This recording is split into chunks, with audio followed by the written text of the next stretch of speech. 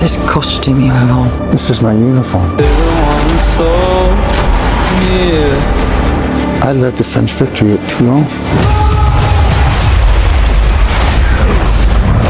What is your name? Napoleon. As the course of my life just changed. Napoleon.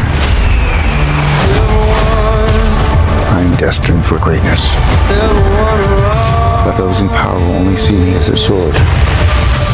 I suggest you take the throne as a king. Holding on. Shall we vote?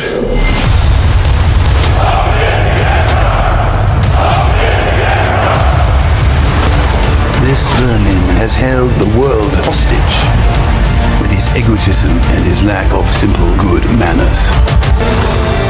All of Europe is uniting forces against me. What's the outcome of this if you don't succeed?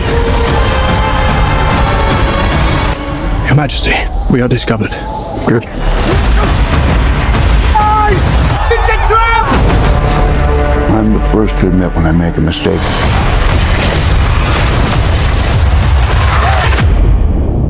I simply never do.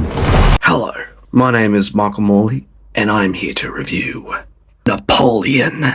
Directed by Ridley Scott, starring Joaquin Phoenix and Vanessa Kirby. This is the biopic about Napoleon Bonaparte, the head emperor who ended up becoming eventually leader of the French country. I gotta say, Ridley Scott, man, the guy is 85 years old and he continues to have the enthusiasm of a young, hungry director who tries to make a great epic. And the thing about this movie is that everything about it is so practical. You can see that there are some VHS effects in some of the war scenes, but you can clearly see there are extras in the background that are in the war scenes, and it is absolutely phenomenal. And this guy is a New Zealand director.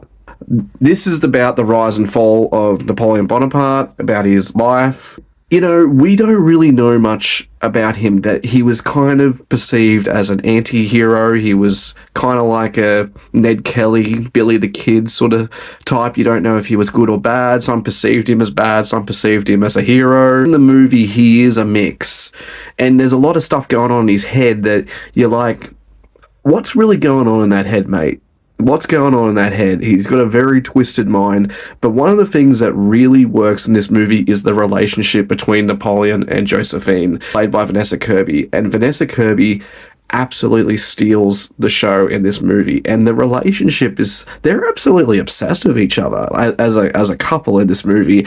And the way they're perceived in the media back then was like a Hollywood relationship like it is now between people like Taylor Swift and that Travis Kelce or whatever his name is. It's like any relationship that happens in Hollywood that we see now that's just talked about. It was like it was back then in that era, and people would talk about rumors about, you know, him having like anything that just to annoy the tabloids, just to talk about something like, oh, might be having an affair, there might be cheating going on, there might be a scandal. Napoleon was very paranoid about all this, and there was a scene in the movie where he's about to conquer this land, and he's got all his war veterans with him, and he's hearing this stuff going on about his missus. He goes, I'm just gonna leave and go see my wife, and they're all standing there like, wait, you're just gonna leave us here? He goes, no, don't worry, I'll come back. What, come back in like an hour or a day or so? So you go talk to your wife, worried that she's having an affair because you're hearing shit in the tabloids?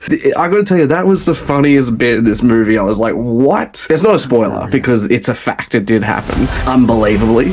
And one of the things I could say is this is actually a really good movie. I think the critics are being incredibly hard on this movie. It's got like a 60% on Rotten Tomatoes. I think it's way better than that. My only problem is that it's a bit long. It kind of overstays its welcome. It goes for 3 hours. I mean, it's just this, you could have just cut little bits out here and there.